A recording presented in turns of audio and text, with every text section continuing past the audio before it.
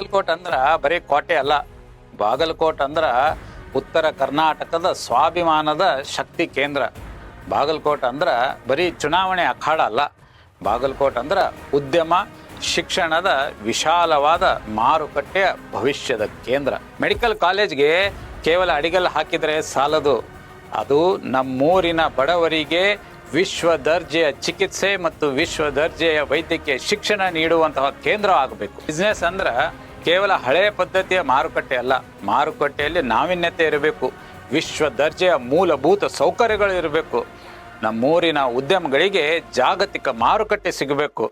ಅದಕ್ಕಿಂತ ಹೆಚ್ಚಿನ ಮಹತ್ವದ್ದೇನಂತಂದ್ರೆ ನಮ್ಮೂರಿನ ಯುವಕರಿಗೆ ನಮ್ಮೂರಲ್ಲಿಯೇ ಉದ್ಯೋಗ ಸಿಗಬೇಕು.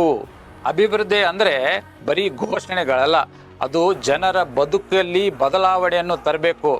ಅದಕ್ಕೆ ಒಂದು ಬದ್ಧತೆ ಇರುವಂತಹ ನಾಯಕತ್ವ ಇರಬೇಕು.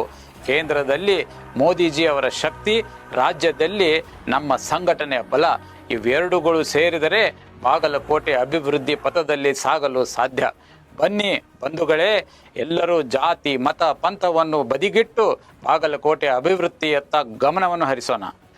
ನಾನು ಮತ್ತು ನೀವು ಎಲ್ಲರೂ ಸೇರಿ ಒಂದು ಕನಸನ್ನು ನನಸನ್ನಾಗಿ ಪರಿವರ್ತನೆ ಮಾಡೋಣ. ಅದೇನಂತಂದರೆ ಬಾಗಲಕೋಟೆಯನ್ನು ಒಂದು ಸುಸಜ್ಜಿತವಾದಂತಹ ಬಿಸಿನೆಸ್ ಹಬ್ ಮತ್ತು ಮೆಡಿಕಲ್ ಹಬ್ ಆಗಿ ಪರಿವರ್ತನೆಯನ್ನು ಮಾಡೋಣ. ಇದು ಮೋದಿಜಿಯವರ ವಿಕಸಿತ ಭಾರತದ ಸಂಕಲ್ಪವೂ ಕೂಡ ಆಗಿದೆ. ಬನ್ನಿ, ಬದಲಾವಣೆ ಬರಲಿ, ಬಾಗಲಕೋಟೆ ಬೆಳಗಲಿ. ಬನ್ನಿ, ಜೊತೆಯಾಗಿ ಕೆಲಸ ಮಾಡೋಣ. ನಿಮ್ಮ ಪ್ರಕಾರ ಬಾಗಲಕೋಟೆಯಲ್ಲಿ ಏನು ಬದಲಾವಣೆ ಆಗಬೇಕು ಇದನ್ನು ಕಮೆಂಟ್ನಲ್ಲಿ ತಿಳಿಸಿ. ಬಾಗಲಕೋಟೆಯಲ್ಲಿ ಬದಲಾವಣೆಯ ಕನಸನ್ನು ನೀವು ಕೂಡ ಕಾಣ್ತಾ ಇದ್ದರೆ ಈ ರೀಲನ್ನು ಜಾಸ್ತಿ ಜಾಸ್ತಿ ಜಾಸ್ತಿ ಜಾಸ್ತಿ ಶೇರ್ ಮಾಡಿ. ನಮಸ್ಕಾರ.